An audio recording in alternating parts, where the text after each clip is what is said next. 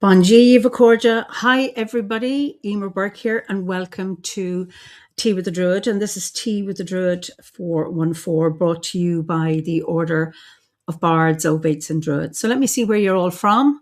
Berlin in Germany. Hi, Wyoming, Dallas, Fort Worth, Metropolis, sunny and hot, and Austria, Boston, New Jersey, southern New Jersey, lovely. Pittsburgh, Lloyd, I don't know if you're in New Zealand or if you're in Britain. Dublin. P.S. My little cat is sitting right beside me watching also. Very nice. Welcome, cat. Buckinghamshire. Wonderful. Belgium. Birmingham. North London. York. Pennsylvania. Ambridge. Lovely. Shropshire. Lovely to see you. That's Carl's from Dublin, yeah. Indiana, humid, hot and humid in Indiana. Lovely. East Sussex. So lovely to see. Well, our heat wave is over here in Ireland. And a heat wave to us is high 20s, maybe 30, 31 degrees. So I am conscious that for many of you, it's much, much higher. And we're now in our cool weather. And I've really, really enjoyed the warm weather. So hopefully it'll come back to us. But who knows? So Rosemary from New Zealand, lovely to see you, because I know it's tomorrow morning there. Wonderful. Anyway, it's lovely to be back here. I haven't been here for 2 months. So what am I going to talk about? So I was sitting in my courtyard yesterday. I have an outside-inside place. So it used to be outside, and then I covered it over at the beginning of COVID. So I have a place where I have, grapevines and a fig tree. And what is now discovered is that it acts as a little hide because birds come in. I don't know how they manage to get in. And for the last number of years, I've noticed nondescript bird nesting high up in the rafters of this place. And I managed to identify it as a spotted flycatcher. So it's a migratory bird, and they migrate from southern and central Africa from May to September here in Ireland. And what's really interesting, their preferred habitat is, broad woodlands or well vegetative hedgerows, parks and gardens, and maybe sometimes they'll use nest boxes. So my courtyard is like a very, very big nest box. And the Irish for spotted flycatcher is Cuilra Lea. So Cuil is a fly and Lea means grey. So they're kind of a dullish looking bird. And their call is, it's kind of like what they call it, a quiet, unobtrusive, hardly ever heard because it's so small. But because I'm now in my courtyard and they're in this contained space, I can hear their call. So sometimes I have a choice to do, will I sit in my garden room and look out in the garden, or will I sit in the courtyard where I can't see anything? But this is where the birds come in, and I can watch them and how they behave. Anyway, I was sitting still yesterday, as it was a Sunday, in my courtyard, and I've been waiting for the birds to arrive, and I had noticed it because I was sitting still. When you sit still, you get to notice things. And I'm sitting there and I see, yes, I've been watching the birds, the parents going back and forth to the nest. And then I notice that there's one of the parents sitting there with food in its beak. But instead of going up to the nest, which is high up, it's going back and forth near me, very close, landing on a tree, landing on a chair, landing on my bike. And I'm wondering, why isn't the bird going up to the nest? And then I think, maybe they don't want me, they're nervous because I'll see them, but then they've done that before and it's high up, I can't go near the nest. And then I see the other bird coming with what looks like a butterfly in its beak, and it's not going to the nest. And I'm hearing the babies, cheep, cheep, cheep, cheep, cheep, crying out for food, and the parents aren't doing anything, they're just flying back and forth, looking up at the nest, but still not going up there. And it was really, really interesting. And then I realized what they were doing. they're trying to entice the fledglings to come down from the nest with the promise of food. And it worked. And the babies flew down. And then they're flying, and you can see them, baby birds, they're a bit like, I suppose, babies when they first start walking. They're stumbling and they're picking themselves, so they're flying a little bit and they're landing on a bit of vegetation, and then they gather themselves up again and they fly. And they managed to get up onto a wall where their parents were still feeding them. So they're still babies. And I thought how clever that was, enticing the babies into more independence and not spoon feeding them. And because I was sitting still and I was in that contained space, I had the privilege or the honor of being able to observe parent birds teach their children and the ways they do it. And it reminded me, Julia says, I entice my kids out of their rooms with the promise of food. Lovely. And Philosophical says, that's much gentler than tossing them out of the nest. The art of temptation. And Morgan says, I love that you've seen that. I was just blown away by this, and just so lovely. And then, and particularly, I got to hear their call. I have an app, Merlin Watch, and you can actually take a photograph of the bird, or you can record their call, and they'll identify the bird for you. So they've come back. I assume it's the same pair. This is the third year that I've noticed them, though they built their nest in another area. So, and John King said some years ago, we saw a similar experience of watching bats entice the babies out, quite magical. And then Anna says, when you sit still, you get to notice things. One of the premises of magic. Well, absolutely. And I wouldn't have, had I, because I'm always on the go. It was just lovely. It's a Sunday. I can give myself permission to sit. And then all this magic happens. And then it reminded me of how OBOD, as an order in terms of the teachings, is that, we don't offer diktats. We don't tell people what to do. We generally have no policies. And from time to time I get asked, why don't we take a stand on something? Look at what's happening in the world. We should be out there giving good example, and we should be speaking to our members and guiding our members, etc., about what we should do. And that's not our way.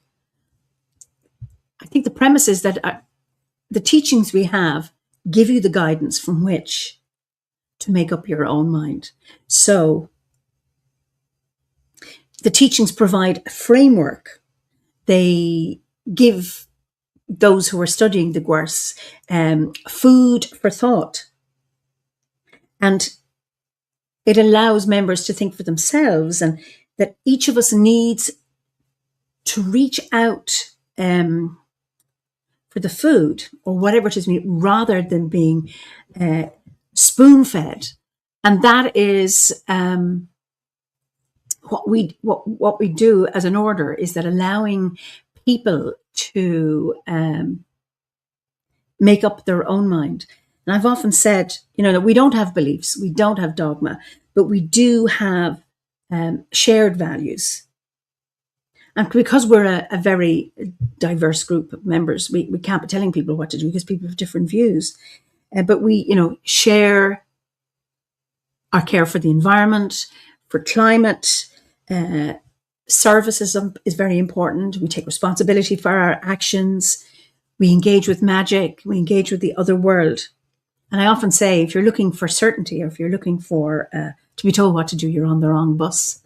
So Anne says, one of the many, many ways OBOD is wonderful is that this is entirely non-directive. And Graham says, so grateful for allowing each of us to arrive at our own positions. Ines, hi Ines, thank you for sharing this. It's really important to share this message. And Lisa says, I'm trying to sit still in preparation for some serious dental work next week. Oh, bless you. Learning to calm my fear. I know this isn't the same, but just saying how it is for me in the moment, hoping it will be better. Well, I wish you a calmness and a serenity to be able to have the work that you need to do. Dental anxiety is not an unusual thing. So I'm wishing you well for next week. Who's it? Let me see what I feed the birds and they keep me company. I don't feed the birds because I'm lazy and I'm not consistent with it. So what I do is I have enough berries and food and insects in my garden to feed the birds, which is lovely. We said people are talking about. Somebody's saying our local crow. We call him Chromio. Showed his offspring how to find food, approaching humans who bring peanuts. I love that. And other people use the Merlin app as well.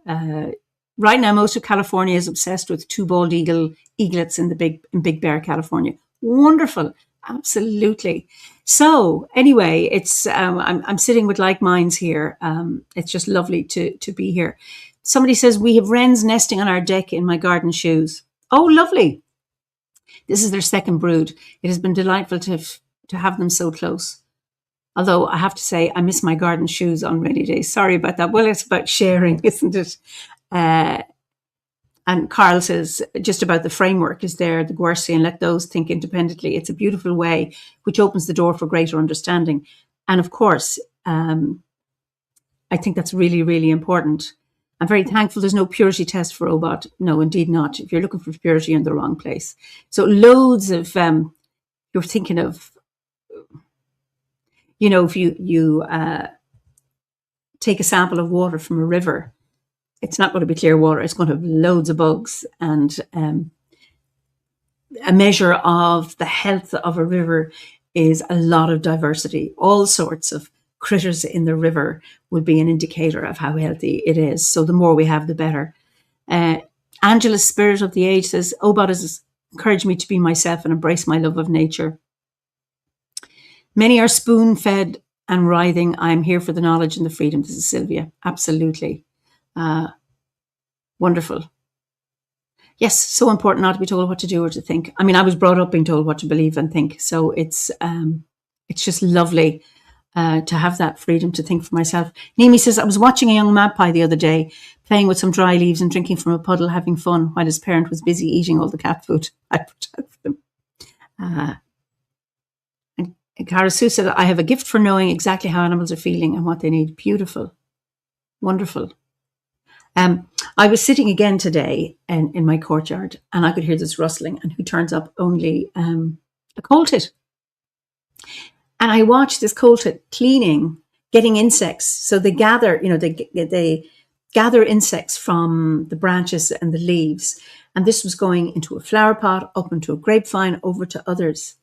And I learned that they are insightful learners. They don't learn by trial and error.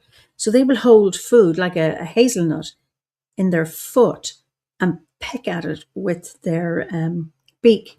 I looked that up because I was sitting in that place seeing coal tit. I wasn't aware of that. And in winter, they feed on hibernating pipistrelles, these tiny little bats.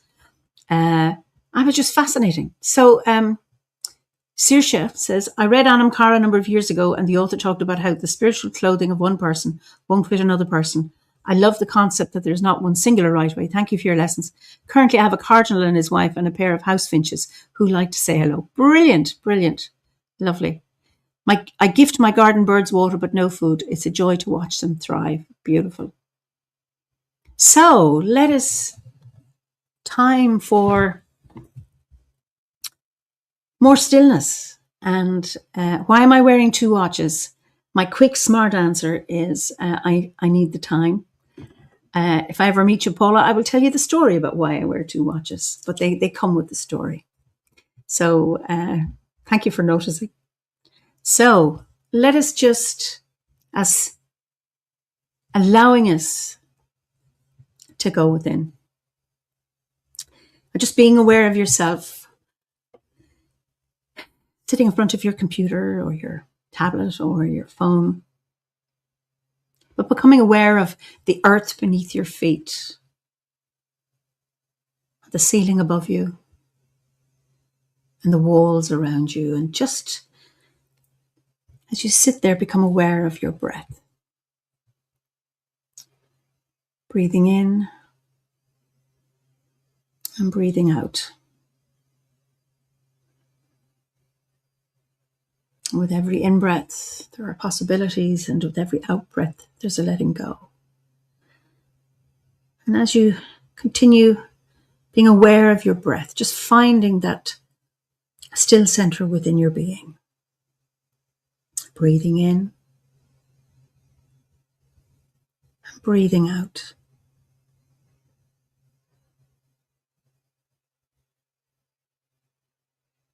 Breathing in and breathing out. Now I'd like you to imagine that you're out on a green plain. The sun is shining, the sky is blue, and it's a perfect temperature. You can feel just a gentle breeze on your cheek. All is calm and still, and then you notice a forest. You begin to walk towards that forest. And as you come, you see the silver birch on the edge of the forest, these mother trees protecting the oak and the ash within. And you sense an invitation to enter the forest. And as you accept that invitation, you notice that the trees part to reveal to you a path. And you walk along that path as you come into the forest, feeling the earth beneath your feet.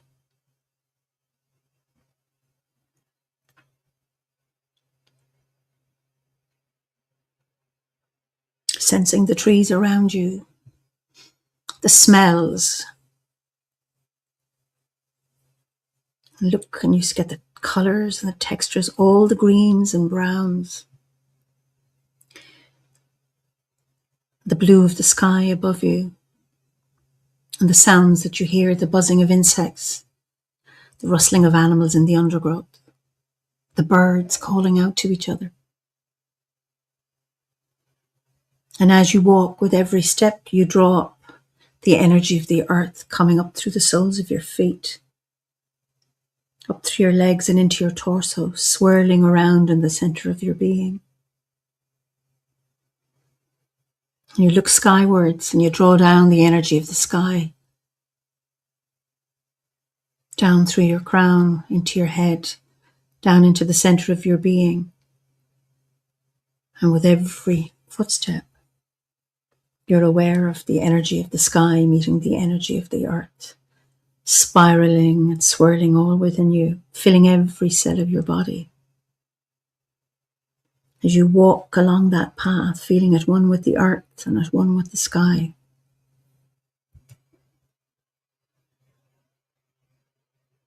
Until you come to a clearing in this forest.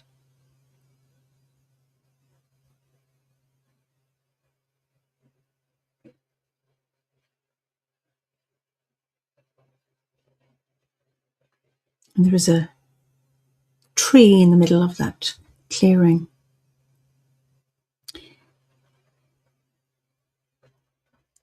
A strong oak tree. And you know that tree is a source of strength for you. It's like an anchor. And you feel an invitation to walk towards that tree. And you notice in the tree there are little branches, they're like footholds, and you get an invitation to climb this tree. Knowing that you're safe, that you can do this safely.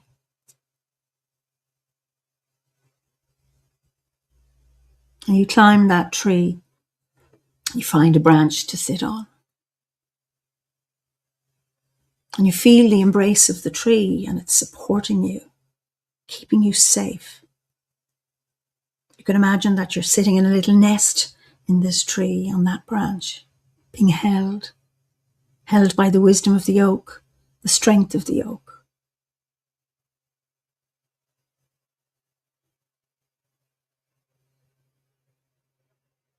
And just imagine that you're like a little bird. And there's a step you need to take in your life, whatever it is.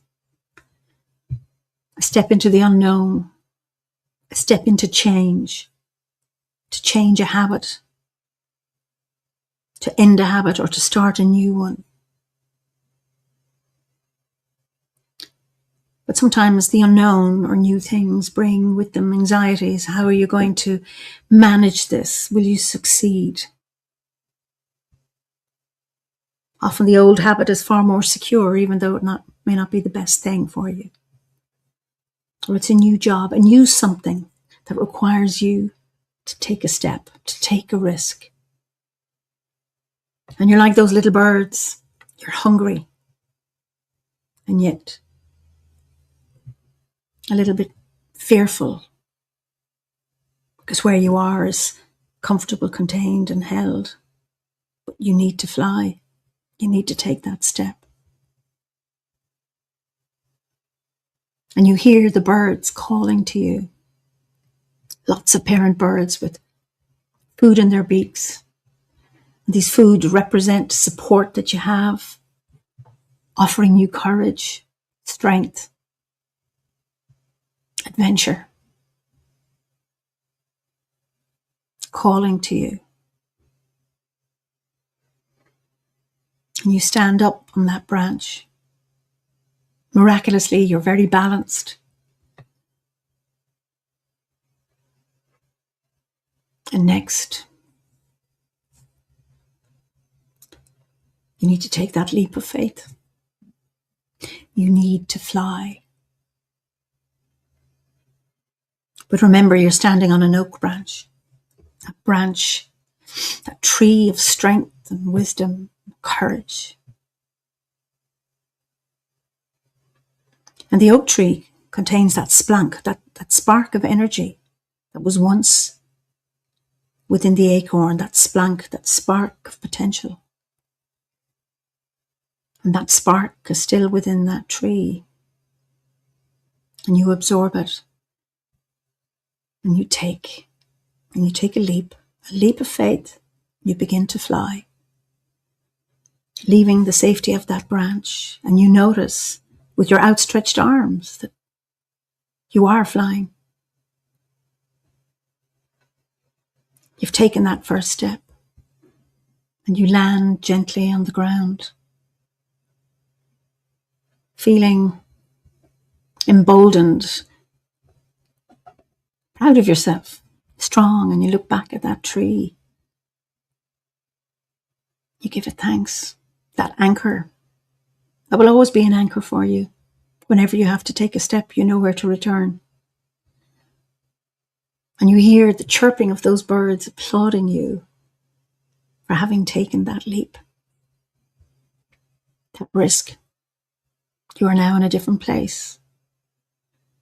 A place for adventure, or just a small change or a big change. It doesn't matter. All of them are important. These birds fly around you and they embrace you with their song. You can feel as their feathers gently fanning you as they fly around you in like a group hug or a group embrace, congratulating you for having taken this step. The magic of the forest, the magic of the birds, the magic of the trees, all around you.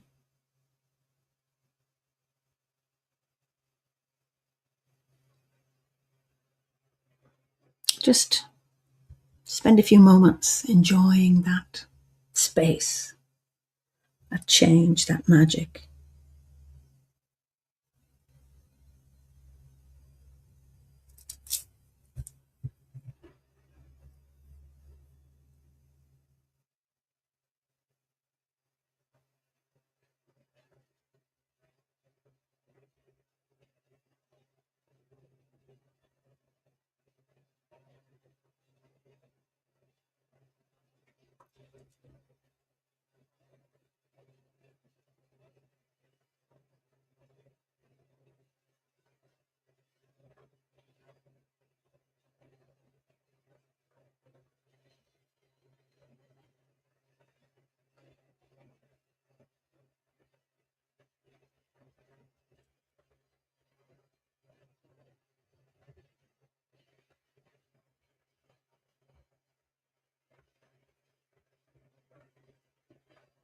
And then you turn towards the oak tree and you approach it. If you like, you can hug it. Give it thanks for being your anchor. Druid, oak, wisdom, its strength, its potential.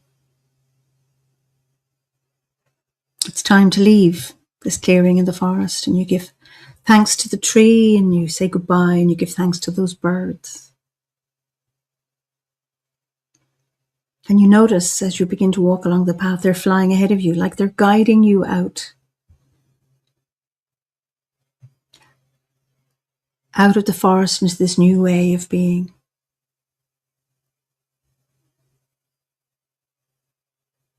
Carrying with you that step, that courage, any insights you gained, until you come to the edge of the forest and you come out onto the bright plain again, giving thanks to those birds. Take a few steps forward and then you look back and that magical doorway is closed again. You're back on that green plain with the blue sky above you and the gentle breeze blowing on your cheek. And then you allow the awareness of that plain to fade as you become more aware of your body, seated in front of your computer, the floor beneath your feet and the ceiling above you, and the walls around you. And when you're ready, take a big deep breath. Stretch if you need. And when you're ready, open your eyes. And just type in how you're feeling after that.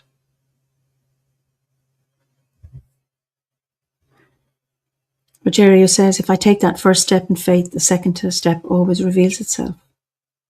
Oh, Dalen, I'm on day 7 of quitting cigarettes. I stopped just shy of 10 years. Definitely needed to hear this. Thank you. Well done. Long may it continue. Super chill. Great. Feeling calm and happy. Lovely, thank you. Relaxed.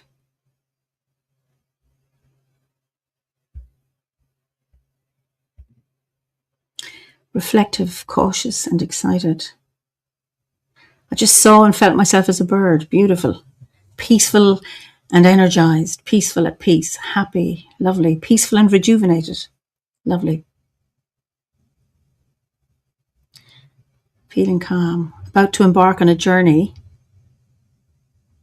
Oops, it's got flying now. About to learn how to parent my neurodivergent children. Perhaps it will all work out. Gunari Lat Saoirse.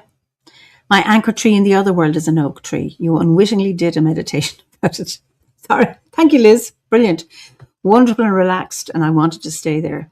I always think that's a lovely sign of a meditation when you don't want to come back. Of course, we always have to come back, but it's lovely to be able to want to stay there. The magic of nature. What a beautiful meditation. Thank you. That was lovely. I just applied for a new job, so I take the spark as a huge gift at this moment in time. Wonderful. Supported and calm. Much more peaceful. Thank you. Beautiful meditation. Thank you. Thank you. This is so in harmony with what has been happening for me. This is philosophical. This is a theme for me now, taking leaps of faith that are terrifying, but too tempting to ignore. Thank you. You know, it just strikes me, and I know Philip does these, every week, and I'm only on once a month, and Penny or whoever else leads these teas with meditation, how simple the process is, but how profound the effect, being able to spend that time in a forest clearing, reflecting on whatever it is just beautiful. So that was lovely. So when he flew from the branch, it was a moment I needed to jump from the bed to the chair. Lovely. Thank you. Precious serenity, much needed at this time. Think of it as something you don't. A beautiful meditation, just what I needed to experience, having recently made a huge life change and stepping slowly into the next phase. I have a lot of potentially positive changes happening right now, so this is perfect. Wonderful. Motivated to stop watching so much YouTube. Great. Sending support to, yes, leaps of faith. think of it as something you don't have to do. That's the way to quit smoking. That's, yeah. Well done. So, it's been lovely to be here, and I look forward to seeing you on the other side for some biscuits. We're over the solstice now, and it's here in Ireland. It's been just beautiful weather. What a wonderful solstice I've had. It isn't always like that. So it's lovely. It's a bit cooler today, but I've been grateful for the bit of sun that I've had. So I'm wishing you all, as we're still in summer, midsummer, even though the sun is on its decline, but it declines very, very slowly, thankfully. So wishing you all until I see you again next month, maybe. So happy full strawberry moon. May all your dreams manifest. Maria says, very hard time in my life, and this helps so much. In place I don't want to be. It's hard, but I can now fly. Sorry to hear you in a place you don't want to be, but lovely to recognize that you can fly. That's beautiful. Anna says, my red oak is the tree that anchors my bit of land here. I hug him regularly. I love that. I find him in both worlds. Beautiful. Well done for getting through the extra hard day. That's smokers. Thank you. Feeling very well after this different, invigorating meditation. My tree, though, was my huge, strong cherry tree in a wild garden during my childhood. I'm conscious, when I'm talking about trees and mentioning birch, not everybody has them. But as in the order as well, is that you find your own trees and the trees that make sense for you in your meditations. Lovely. So until we meet again, slán go fóill. Ihawa, that's good night, good evening, good afternoon, or if you're watching a recording of this session. So until we meet again, slán.